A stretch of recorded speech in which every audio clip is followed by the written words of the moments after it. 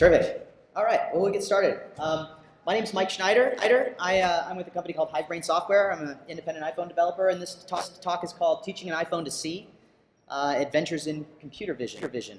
And so we're going to talk about a variety of things today, but it focuses primarily on computer vision, object detection, and machine learning.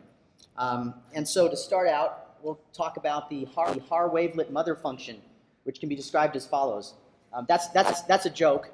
The thing about machine learning is it can be extremely complicated. There's a lot of detailed algorithms that are mathematically intensive, but you don't really need to know how they all work in order to take advantage of them. And so this talk is more of a, it does have quite a bit of technical bits and pieces in it, and I do have some code that I'm going to share with you. But the perspective of this is really more of a look at computer vision and machine learning from the perspective of an indie developer who really isn't a computer scientist. I'm self-taught. I used to be a lawyer for many years doing technology law, and I started doing iPhone development when the SDK came out a bunch of years ago. And I just happened to have good timing and had some successful apps, and I was able to leave my big law firm and go make apps for a living. And so I still do that today. But the point of that is that this is about how to do computer vision on the phone, really from a perspective of a guy who isn't a computer science PhD. Hopefully that'll help maybe make it relatable to people that aren't at that level. If you are an expert in computer vision or machine learning, you may not learn a lot from this talk. But my hope is to show you what's possible and help you realize that some of this stuff is not as hard as it might seem, and show you kind of how I did it, so you can learn from that and maybe find some problems that you can solve with the same tools. So for background purposes, computer vision, and this is kind of a complicated, like a precise definition of computer vision. I wanted to make sure I include some of these things because, like I said, I'm not a computer scientist by trade, so sometimes my definitions of things are a little bit loose. So this is the firm, true definition of computer vision. From my perspective, when I think about computer vision, the way I think of it is it's how you get a computer program to understand an image, and that means either an image coming from the camera or from a live video stream, but taking those raw pixels, which are just numerical values for the brightness of each pixel in the image, and turning that into something that the computer can actually do something with that makes sense, and that you can use for decision making or machine learning. Machine learning is another definition I have up here. This is a type of artificial intelligence that provides computers with the ability to learn without being explicitly programmed, and that's pretty exciting because it means you can teach a computer to do something that you may not have previously been able to do if you had to program every bit of the code and the logic by hand. And so object detection is a great example. If you're trying to detect a particular thing in an image, imagine trying to write a program from scratch that actually uses I don't know, whatever logic you can come up with to try to say how to find that. You'd say, okay, well, I'm looking for. You'd have to really break the program down into a lot of little pieces, and then it probably would break pretty easily because as soon as the data that it sees doesn't match up with what your idea of the object is, your program kind of breaks. And so this stuff is super powerful because it allows you to create a program that allows the program to get smarter over time, and to some extent get smarter than you could even get, or your user could get. And so. Even though this talk is about computer vision, and that because that's the application that I applied it to, I want to take the opportunity to kind of inspire you to think about machine learning generally as an area that you can focus your energy on as an independent developer. It's good for so many things. It's like you'll notice for things like AR applications like the Pokemon Go app that's so popular right now. Object detection in images. Snapchat has an app that does like a live mask over your face. I don't know if anybody's played with that. You kind of tap on your face. It does a face detection to kind of determine where the features of your face are, and then it applies like a live mask over it so that you can look like somebody else or you can look like an animal. Those are all kind of applications of this type of object detection, machine learning, computer vision in app form. But it's also good for a bunch of other kind of enterprise applications, anything that where you're any business or individual who is in a situation where they need to make predictions about things in the future based on a set of inputs that they have at the time can be kind of solved with this machine learning stuff. And so it got me really excited. I was talking with a friend of mine who is working on a machine learning project, and he got me kind of pumped up on it, and I started reading about it and looking at it. And the reason why I was so excited about this stuff is one, it's super powerful. You can solve problems that 5 years ago were not solvable. It's challenging. When I first started doing iPhone apps, the SDK was new, and building an app that did basic stuff was really exciting because I felt like I was doing something that hadn't been done before, and there were a lot of apps that just hadn't been made before. And I feel like that's the type of challenge that I feel like this machine learning stuff presents to me now. Is I've kind of got a lot of the iPhone development stuff under my belt, and this machine learning is a way to kind of take it to the next level and make apps that are more sophisticated, that solve more interesting problems. Another thing is that it's relatively untapped. There are so many problems that can be solved with computer vision and machine learning, and only the really big ones. I would say like the low-hanging fruit is what these big companies are going after. Things like self-driving cars, and I guess low-hanging fruit's not really the best descriptor of that, because it's not like self-driving cars are an easy problem. It's more about them being the most attractive targets.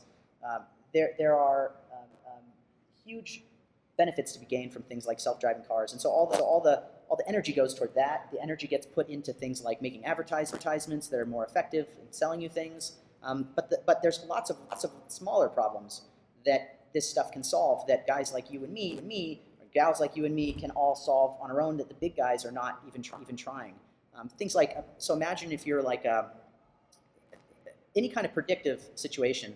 Let's say you run like a bakery or a coffee shop, and you need to know how many scones to buy every day, so that you don't end up with too few scones and people come in and they don't have anything to buy, but so you don't buy too many scones so that they go bad and you throw them out every day. And you're trying to predict how many scones to buy. Or if you run a restaurant or like a retail store, and you need to know how many of your salespeople do you need to have on the floor in a given day.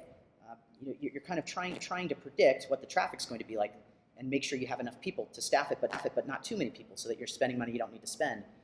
Those types of examples exist in almost every business, and they're, in my opinion, they're just too small for these big guys to go after. But they represent great opportunities for independent developers to create applications for all these businesses. And then the other thing that really excites me about this is, as an opportunity for entrepreneurship, is that the talent in this area is somewhat underrepresented. The big guys like Google and Apple and Facebook are sucking up all this machine learning talent that comes right out of the universities. And so the people who are classically trained are getting snapped up really quickly. They go to work for salaries, but it means that the marketplace for sort of entrepreneurship and smaller ideas is pretty wide open, because everyone's getting sucked up into these other big problems that are paying a lot of money. So I guess that's good for multiple reasons. In my case, I like it because it means there's so many opportunities that aren't being addressed, and there aren't a lot of people that know how to do it. But for generally speaking, it also makes you attractive to those big companies to get hired if you're interested in that type of job. So it's really exciting. So I started reading about machine learning.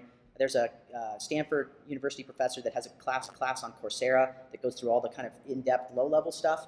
And you know how when you're reading a programming book and you're trying to learn a new skill, and you're reading about it and you're watching videos about it, and then at some point you need to find a project to apply the stuff you're reading, or you just can't really learn it. You kind of, there's a limit to how much you can learn without actually doing. And so I had this thing, and I like to think of machine learning as like a golden hammer. And this is a Sunbreaker Titan from the game Destiny. And so Sunbreaker Titan is the player that I like to play when I play Destiny, and he's got this giant flaming hammer. And so when he activates his super, his hammer lights on fire, and he can throw it at just about anything, and it blows up, and in a good way. Like it causes the desired effect. And so to me, this machine learning stuff, as I was watching these videos and learning about this stuff, I felt like I had a golden hammer in my hand, and I wanted to hit all the things like an angry guy. So I have this hammer. It's kind of like they say, if for the man who only has a hammer, everything looks like a nail. It's also sort of like for a guy who has a brand new hammer that he really loves, everything looks like a nail. And I was just trying to find the thing that I could hit. And so my nail turned out to be object detection for this game CounterStrike. And the way it evolved was, I live out on Bainbridge Island, which is right off of Seattle. It's a short ferry ride from downtown Seattle. And a friend of mine on Bainbridge is also a tech guy, and he's working on a startup that does a thing where he created a hardware that's a haptic feedback device. that originally it went around your head, and it's kind of evolved a bit, and now it works on your neck. But the goal of this hardware was that it has motors around your head, and they vibrate in different spots to tell you directionally things that are happening. And it's meant as an extra channel of input into your brain, so that people like fighter pilots or people riding bicycles could get notified if somebody was coming up behind them. And one of the applications that they've looked at as the big consumer-facing application is selling these types of units to people who want to get better at playing video games competitively. So you wear the headset or the neck unit, and if somebody in a game is coming up behind you and is about to stab you in the back, it buzzes so you know to turn around and try to shoot them. And so they built an application using the haptic headset based on an open source program called Xenotic. And Xenotic is like a first-person shooter, kind of like CounterStrike, but it's open source, so they could get into it and they could write code that would make the game talk to the headset. And they put it on people, and they tested it out, and they found that people were playing the game much better with the headset than without. So that was pretty exciting. Like, the people wearing the headset were winning more than the people without the headset. So that's great news. But the problem is, in order to kind of achieve that result, most games are not open source. The games people play are not open source. You need to go to the game developers, and you need to convince them to integrate your SDK. They built like a Unity plugin that people could use. So it was all set up, but it still requires an awful lot of effort to try to convince every game maker that makes something that you want to work with to adopt your stuff and to incorporate your stuff into their code. I mean, as a developer, it's a tough sell for somebody to convince me to put their third-party library into my app. There better be some pretty big advantages before I start incorporating other people's stuff into my code. And this one is a harder sell, because the thing is, game developers have different motivations than game players. Game developers like their games to be very balanced and fair. They want people to play on an even footing, and players are looking for every advantage that they can get. So me and my friend, we got together. I would like to talk about each other's businesses and try to give each other advice. And I had machine learning on the brain, and I said, why don't you do a thing where you point a camera, like an iPhone app or a mobile app, point it at the screen, and try to pull the information that you need off of the screen and convert that into something that could be used with the haptic headset. You wouldn't have to talk to the developers. You could go straight to the players. The whole thing would happen off of the computer, so technically it couldn't be detected by the game developers if they wanted to try to stop it. He's kind of he's a very technical guy, and he's been kind of interested in machine learning too. And so he was interested, and I was interested, and we kind of decided, hey, let's give it a try.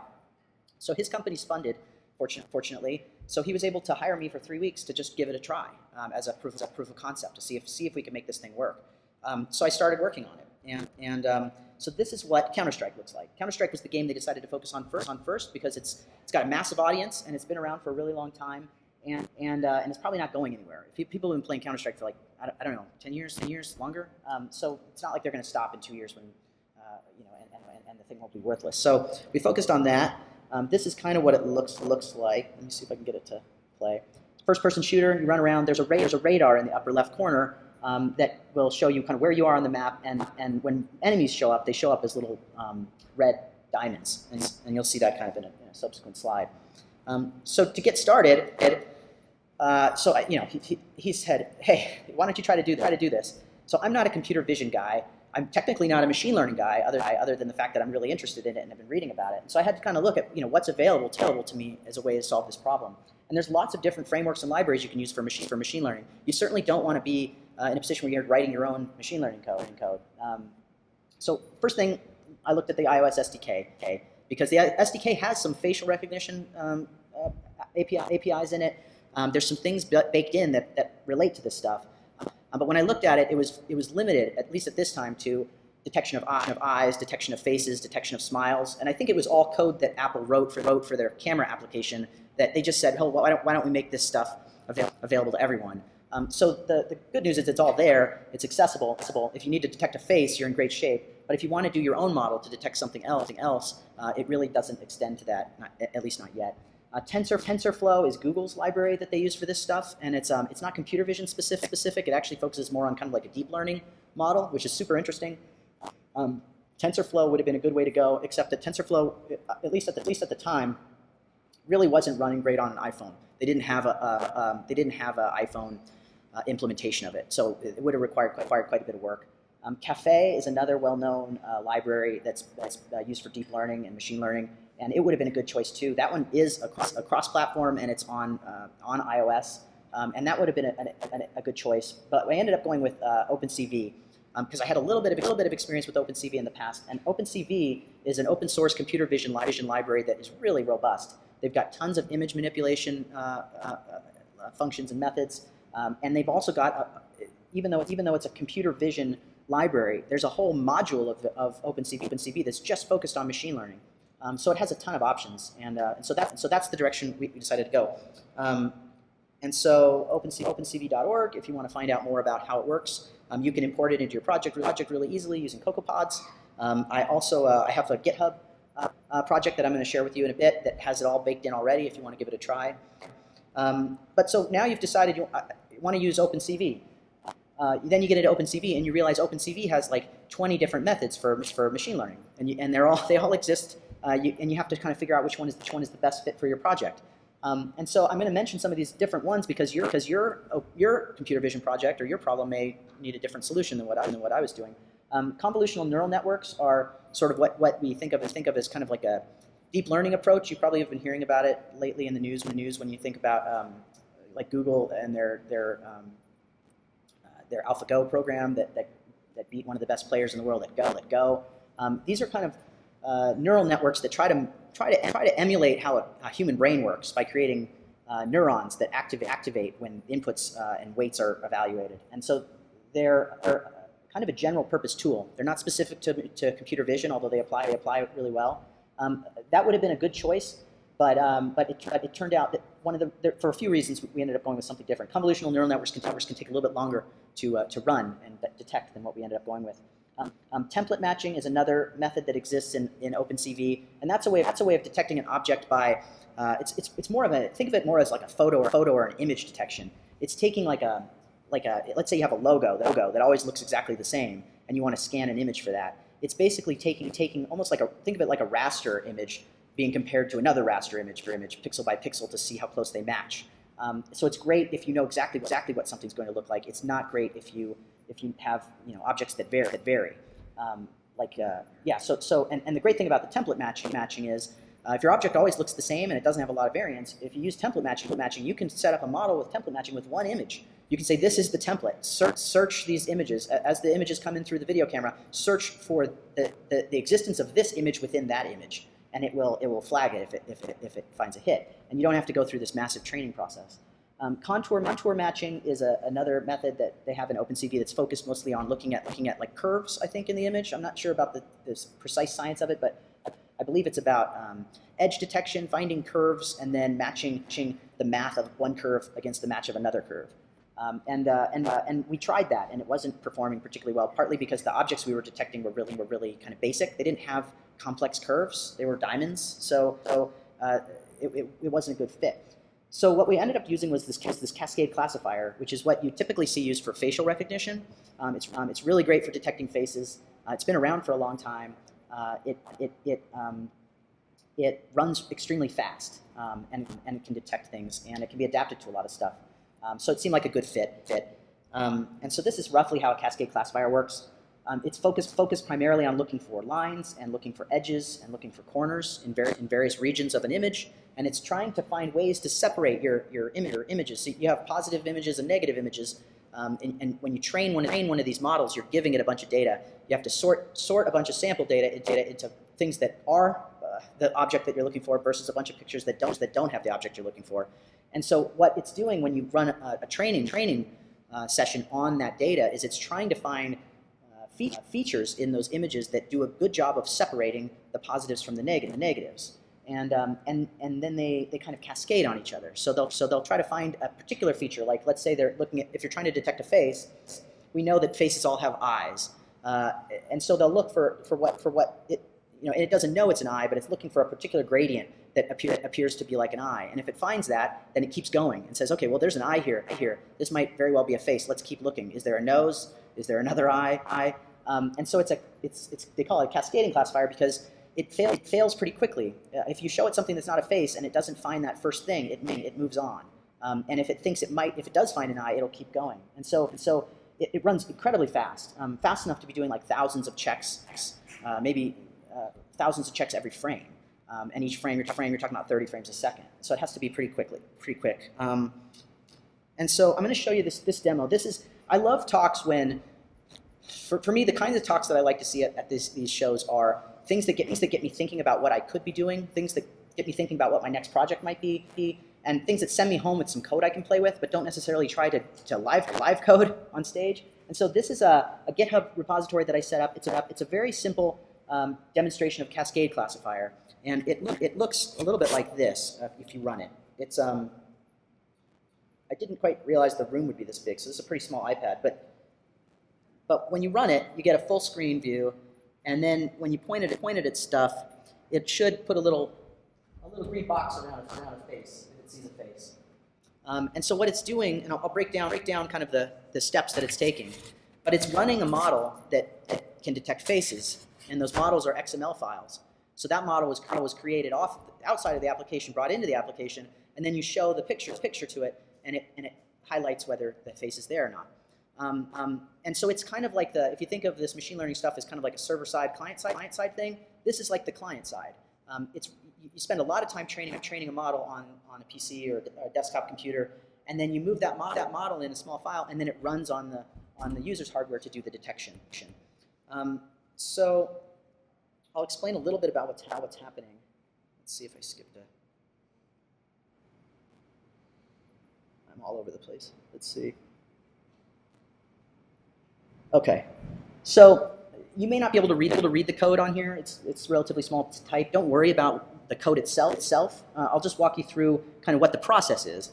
So you bring OpenCV into your project, and then you import it into the file that you're working with. OpenCV is a C++ based language, and so in order to use it with Objective-C, you have to do what they call Objective-C++, which is pretty simple. You basically just change the .m to a .mm in your project, and that tells Xcode that you're trying to combine Objective-C with C++, and that'll allow you to run some C++ type functions. And so you do that.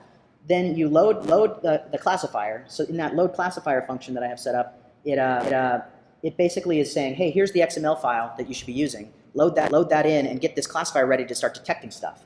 And then I have this method called start camera, which instantiates this video camera object, which is part of OpenCV, and it handles taking all that imagery from the camera. So you initialize that object, and you pass it a reference to an image view in your iPhone application.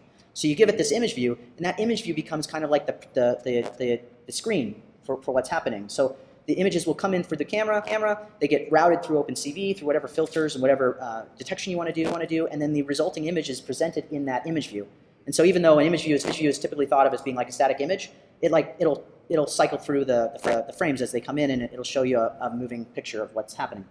And so you set some parameters like whether you want to use the front camera or the back camera, how big you want the image that's going to be captured, whether you want portrait or landscape orientation, how many frames per second you need, and then whether you want a grayscale image, and then you tell it a delegate, because what it's going to do then is once you start the camera, you say video camera start, it'll pop up and say to the user, hey, are you okay with this application looking at your video camera? The user says yes, and then every frame, this method gets called and passes in the image from that frame. And so everything you need to do this is in that GitHub repository. You've launched it up, and this will pass you frames, and you can start doing whatever you want with those frames, even if it's not this particular thing. And so I keep this in a separate method because sometimes you want to do stuff to that image before you run a Cascade classifier on it. Sometimes you want to filter it or resize it, and so you can do that there. But then eventually you call this code, which is the Cascade classifier being called into effect. The method that we care about here is the one that says DetectMultiscale. That's that classifier that you created using that XML file. You say DetectMultiscale. You pass it the image that came in from the camera, and then there's some parameters that you set that I'll talk about a little later. And what happens is you start getting back every frame. You get a array that's stored in that face rex object that gives you an array of all the hits that it finds. And so if that array is empty, it didn't find a face, or it didn't find the object you're looking for. If that array has 5 rectangles in it, then those are the locations within that image that the thing it was looking for were found. And so anything you want to do with those rectangles, you can put them in a for loop, and you can do what you like. And that bottom line there is basically just OpenCV drawing a rectangle around the thing that it found. And that's just optics. Everything else that you want to do with that data is up to you. You can put, in my case, it was take that data, try to figure out, okay, here's the box. The box is what's the relative position, and send that out to the headset. But anyway, so this is a general purpose detection that you can use for any of your applications once you make an object model that can detect the thing you're looking for. So let's see. This is an example of the radar that I was looking at, and you'll see you got these little diamonds that are running around. Sometimes they turn to question marks. Sometimes they turn to triangles. There's these little orange or these little yellow circles that we have to make sure we don't accidentally flag. And so the question was, how do you get started training this model? And Cascade classifier, as I mentioned before, it works in the way a lot of these machine learning type algorithms work. Is you have to pass it a lot of data. So you have to give it data and then tell it whether that data is a positive example or a negative example. And so I started by taking pictures of the radar with the camera on my phone, and then cropping them and creating about 100 positive samples, and then probably 300 or so negative samples. And the negative samples are super easy, because a negative sample can be anything that isn't a triangle or isn't a diamond or the thing you're looking for. So you can take any kind of image and just chop it up into a bunch of pieces, and you got a bunch of negative images. And so I did that. And so the result was pretty terrible, because it's only 100 samples.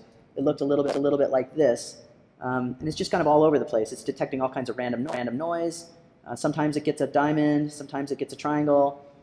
But it's kind of trying really hard, but it just isn't smart enough to know what it's doing. That's one of the things you'll learn. Machine learning feels like this giant golden hammer, and it's going to solve all your problems. And then when you start using it, you start to realize machine learning is like super dumb. It only knows exactly what you tell it, and it was supposed to just learn this stuff. But you have to really, in practice, it tends to not actually be as easy as you'd think. There tends to be a lot of thought in between every stage to try to figure out how can I make this thing work better. And so I had done this. I think I added some more samples, and it still wasn't performing amazingly. And so at that point, I started thinking, well, there's two things I did. One is I need to start capturing the data that it's capturing, all the bad hits. So every time it thinks it found something right, I want to write that to a file. So after I run it and see that it's terrible and doesn't work, at least at the end of that, I have a whole folder full of examples of things that actually thought were supposed to be good, and then I can sort those. And that turns out to kind of accelerate the process, because you're looking at what the computer got wrong and then correcting it.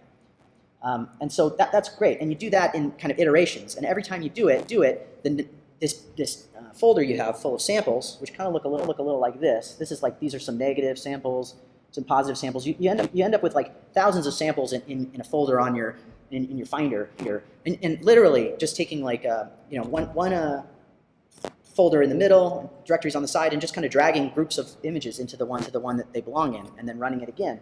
And it gets smarter that way, but it wasn't getting smarter fast enough. And it occurred to me that it was picking up a lot of things that really weren't like those little orange circles would sometimes feel a little bit like a diamond, because diamonds and circles, when you kind of get to be a small image, sometimes the edges aren't that clear.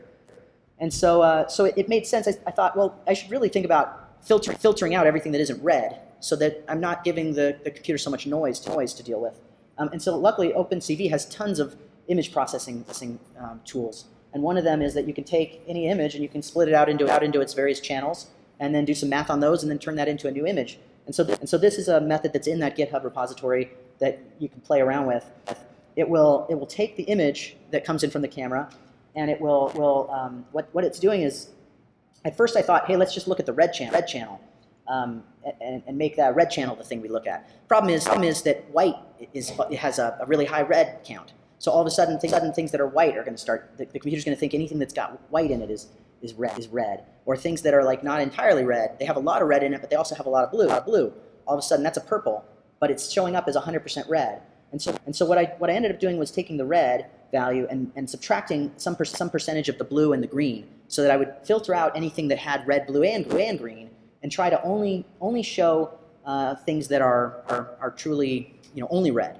And that I'm trying to think if I can, probably won't work very well on here, but this filter's in the GitHub repo, so give it a try. If you turn it on, you'll notice that whatever you point the camera on, the screen's going to look all black except for red stuff, which is going to look white.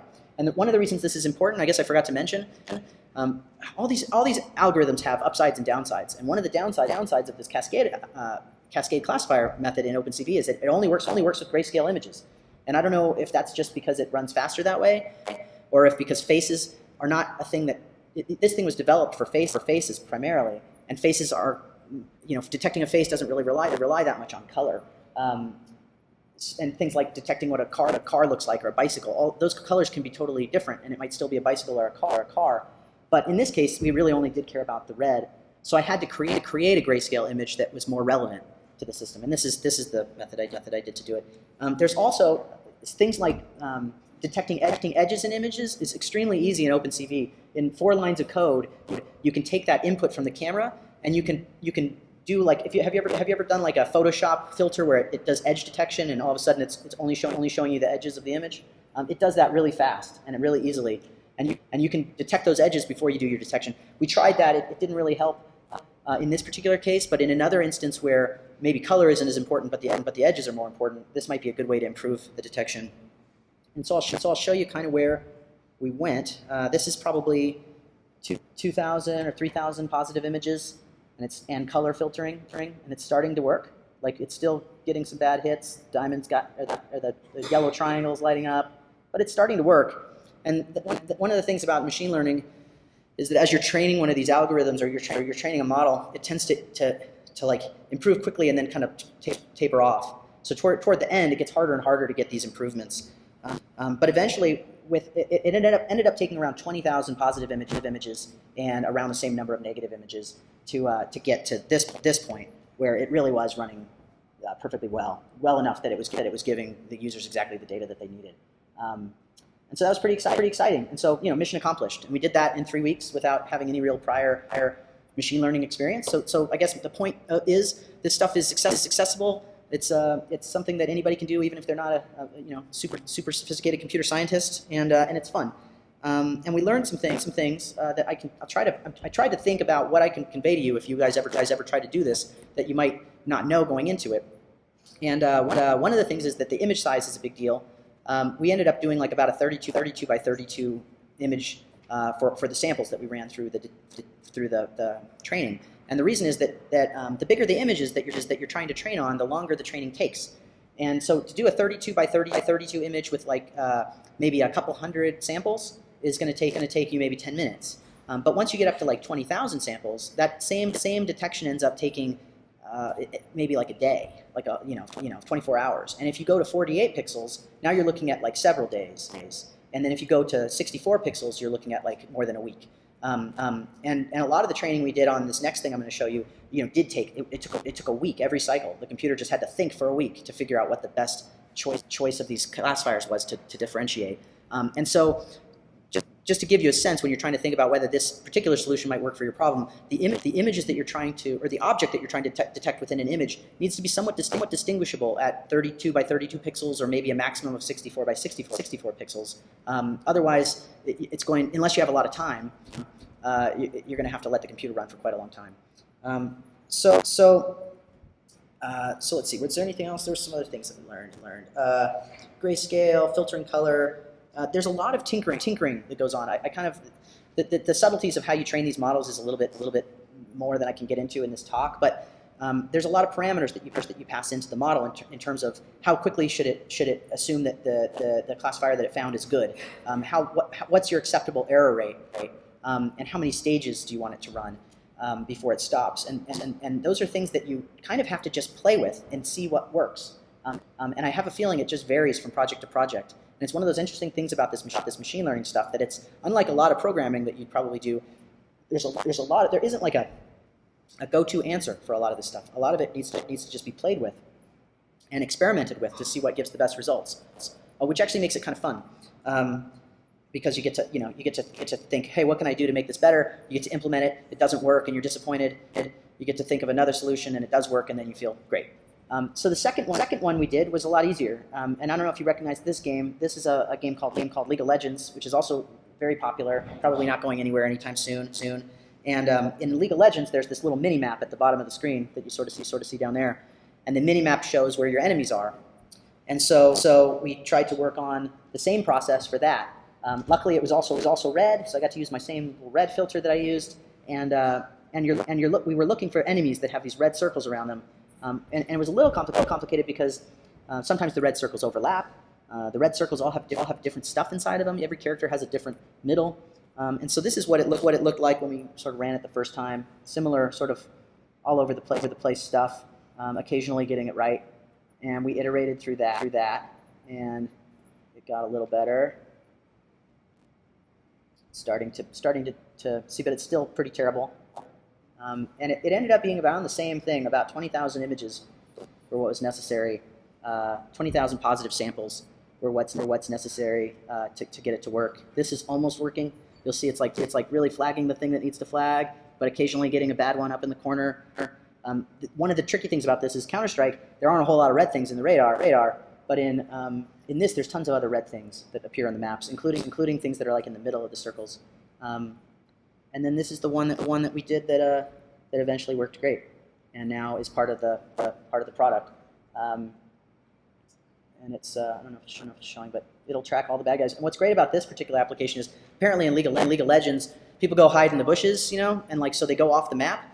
And people that are playing the game don't know where the bad guy is and where he's waiting to they call it ganking you. And so they're saying it's like anti-gank protection, that when a new character shows up on the screen that previously wasn't there, it notifies you to say, hey, there's somebody new. You should probably take a look at the minimap and see where this person just showed up to make sure they're not about to surprise you.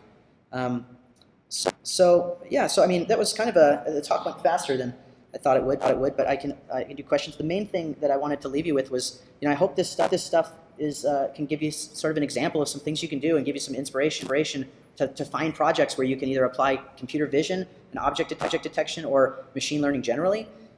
This stuff is super exciting. It gets me excited in the same way that iPhone development got me excited when the SDK came out.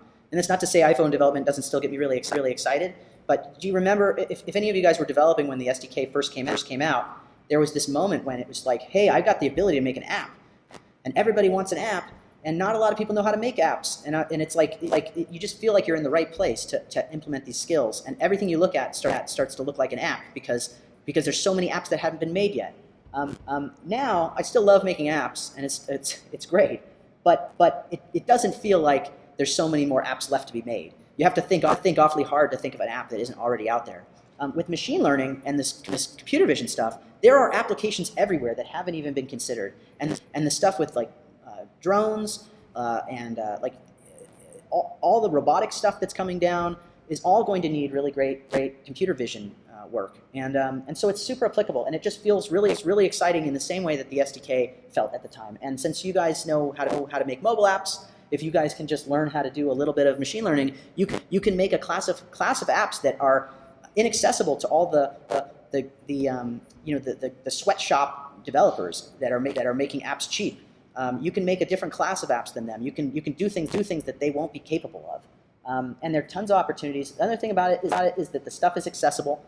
There's tons of documentation online. The frameworks exist, so you can stand on the shoulders of these people who have written these amazing libraries.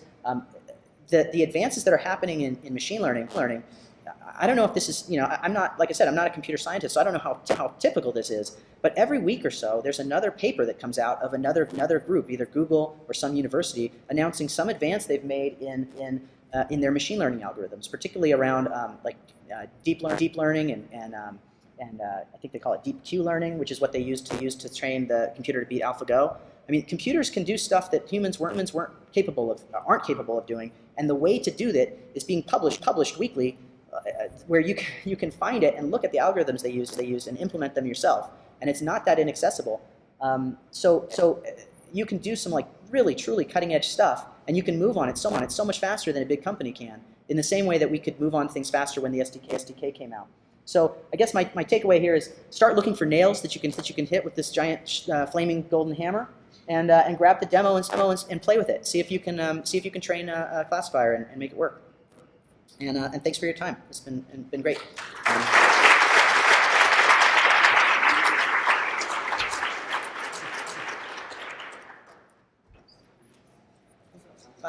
We still have some time. If anybody has questions, happy to answer them, or take a break because I know that we started a little late. So, yeah. How much work? So the great thing is the sample images don't go on the iPhone. The sample images happen on the desktop to create this XML file. So you feed all these sample images in, and then it gets reflected in an XML file that's only like a couple K. So you're dropping this XML file that's this tiny. It's basically like the essence of what it means to be whatever it is, a face or a bicycle. Even if you have, well, you need to have relatively small images to do the training. So it needs to be able to, if you take the big image and you shrink it down and you can still tell what it is, it'll work. But what the Cascade, there are a lot of things I wanted to talk about in the talk that I just skimmed over, but the Cascade classifier detects at a bunch of different sizes. So you give it a massive image, and it starts with a tiny little rectangle, and it scans across, and then it makes the rectangle bigger, and it scans across, and it makes it bigger. So it can detect that image whether it's tiny or big, and you can tell it how tiny or how big. It helps to, it's super powerful stuff, and it runs so fast. Yeah.